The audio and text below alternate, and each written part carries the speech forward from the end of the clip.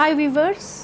आज मैं आपको प्रेमचंद के कथेतर नाटकों में या कथेतर विधा में एक विधा उनकी नाटक है। पिछली बार मैंने करबला पर एक रिव्यू दिया था। आज मैं संग्राम पर एक वीडियो दे रही हूँ जो 1922 में आया था, परंतु इस टाइम जो प्रकाशित हुआ 1923 में।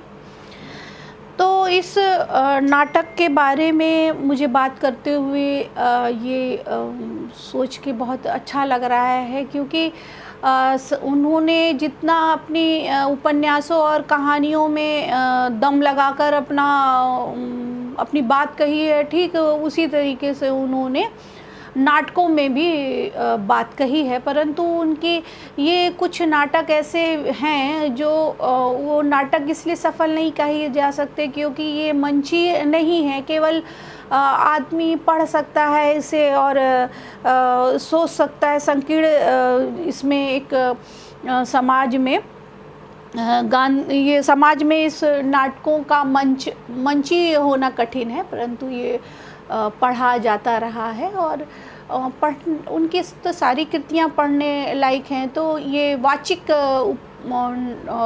नाटक है और चलिए उस पर हम चर्चा करते हैं कि ये नाटक का कथ्य क्या है और इसमें संकलन त्रय क्या है, कैसे ध्यान रखा गया है और इसका उद्देश्य क्या है।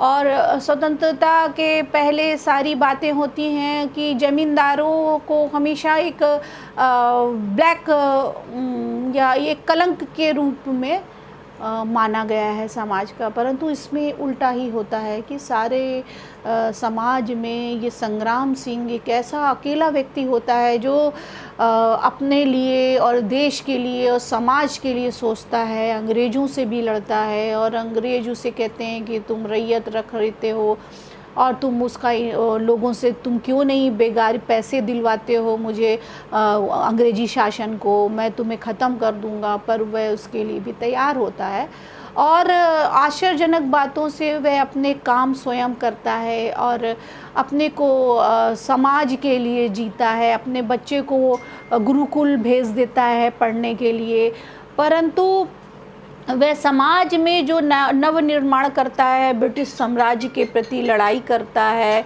तो वह बहुत कठिन व्यवस्था होती है और अंग्रेज़ उसे पसंद नहीं करते और अत्याचार का पुरस्कार वो नहीं लेगा, ऐसा भी वह कहता है। तो इस समय जब सारे राजा महाराजा और सारे लोग बहुत हर्ष और उल्लास के साथ अंग्रेज़ों की जूतियाँ चाटते थे, तो उस समय इस संग्राम सिंह का व्यक्तित्व एक आशा बांधता है कि देश में ऐसे भी लोग थे जो देश के लिए, जमींदार सबल सिंह देशभक्त है, महात्मा है, गांधीवादी है और ख़ुद काम करता है, नौकर से जूते नहीं पूछवाता, बेगार बंद करवाता है और कहता है कि तकलीफ़ उठाने से ही इंसान की हिम्मत भी बनती है और इसलिए वह तकलीफ़ उठाता है।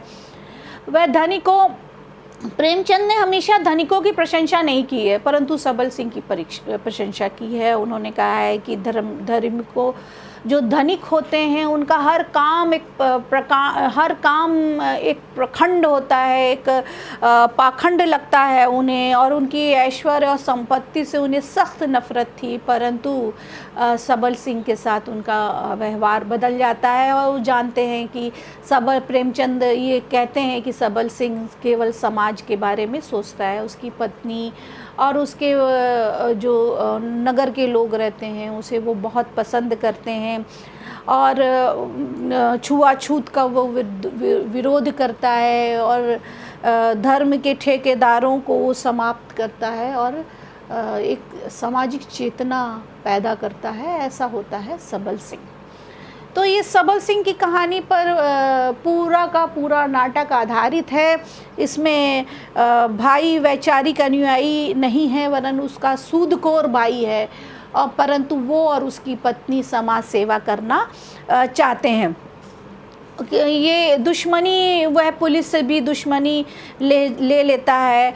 और मगरू किसान कहता है कि ज़मींदार की सत्ता ही किसानों के लिए सर्वोपरि सत्ता है। वह पुलिस को, वो समाज के धर्म के ठेकेदारों को और ब्रिटिश साम्राज्य को उस समय के किसान नहीं मानते थे। इस बात को प्रेमचंद ने स्पष्ट किया है।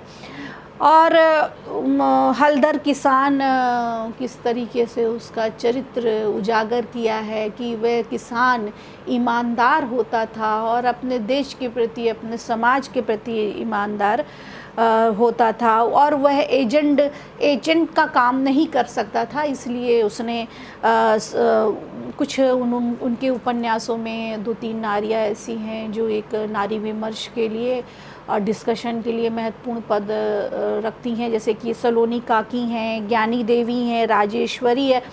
राजेश्वरी तो अपना प्राण तक उत्सर्ग कर देती है देश के लिए, परंतु ये नाटक, जैसे उनके सारे नाटक आदर्शोन्मुख यथार्थवाद के रूप में हैं, परंतु इनका ये नाटक वस्तुतः सुखांत होता है। और सारी संपत्ति वह अपनी सबल सिंह अपनी सारी संपत्ति असामियों के नाम कर देते हैं, गरीबों के नाम कर देते हैं, और उनका बेटा गुरुकुल पढ़ने चला जाता है। तो इस उपन्यास इस नाटक में ये बताया गया है कि स्वाधीनता संग्राम, राष्ट्रीय नवजागरण और जनवादी परंपरा यदि होती तो हमारा देश कुछ समय पहले ही आज़ाद हो गया होता। तो आपको मेरा इस नाटक का रिव्यू कैसा लगा, आप थम्स अप करिएगा और कमेंट्स करिएगा और कुछ सुझाव भी दीजिएगा। मैं और अच्छे तरीके से आपके सामने आती रहूँगी और इस तरह से साहित्य से आपको परिपूर्ण करती रहूँगी, साहित्य की वानगी पेश करती रहूँगी, साझा करती रहूँगी। Thank you very much viewers. आप कमेंट्स करिए, सब्सक्राइब करिए और प्लीज़ प्लीज़ प्लीज़ मुझे आप कमेंट्स ज़रूर दीजिए, तो मैं और भी अच्छे वीडियो आपके सामने लाती रहूँगी। Thank you viewers, thank you very much.